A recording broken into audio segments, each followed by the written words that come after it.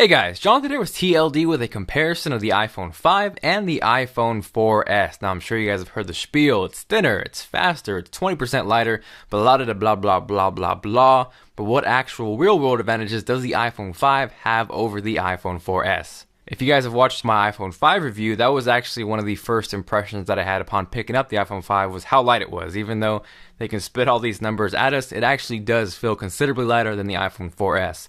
Alongside the form factor change, we now see the removal of the 30-pin connector on the iPhone 4S, which we've seen forever, and the introduction of the Lightning port, which is a little bit of a pain in the ass because now you need adapters. But it is cool due to the fact that it is all digital, so no matter which way you plug it in, it just goes and it just works, which is pretty neat. In addition to that, the headphone jack is no longer at the top of the phone like on the 4S. It is now on the bottom left-hand corner on the iPhone 5. Very similar to what we've seen on the iPod Touch or something like the Galaxy Nexus, but I do like that change. It is more convenient having it down there as opposed to on top. Now, one of the three major changes to the iPhone 5 is obviously the bigger screen size. It's 4 inches as opposed to 3.5 inches on the iPhone 4S. There's not a huge jump in screen resolution. We saw 960 by 640 on the iPhone 4S, and now we see 1136 by 640 on the iPhone 5. So it's a little hard to tell as far as extra screen real estate. Here's a look at calendars. Not sure if you can tell there, but more noticeably, if you're looking at movies or videos on there, you don't see that letterboxing where you would see that on the iPhone 4S. Now it is the full screen filled up on the iPhone 5. So this will probably give you the better example of what the bigger screen size will actually do for you. Now the A6 processor in the iPhone 5 is actually a ton faster than the iPhone 4S. You can see in Geekbench, it more than doubles the score, and I actually wanted to give you guys an example of how that equates to in terms of performance. So what I did was exported a 30-second 1080p video clip in iMovie, and here's a little example so you can see which finishes faster.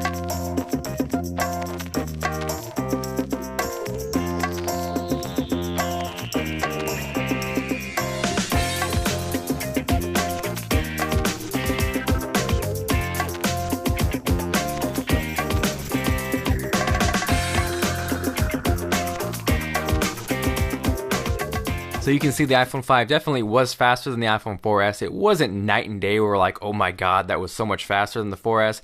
But a lot of that performance is going to go towards gaming smoothest and filling in that extra screen real estate. Now, in addition to the bigger screen and the faster processor, the other big change in the iPhone 5 is the addition of LTE. With the iPhone 4S for Verizon, you could usually expect anywhere from 1 to 4 megabits per second on their 3G speeds. AT&T was a little faster because it was technically HSPA+, so I've seen it as high as maybe 10 or 11 megabits per second. But if you do have LTE, I've seen the speeds up to 50 megabits per second down and as high as 30 megabits per second up, so there's definitely a drastic difference there. Now, while all those changes were huge, probably the least biggest difference between the two is the cameras. They both still shoot at 8 megapixels, they both shoot at 1080p.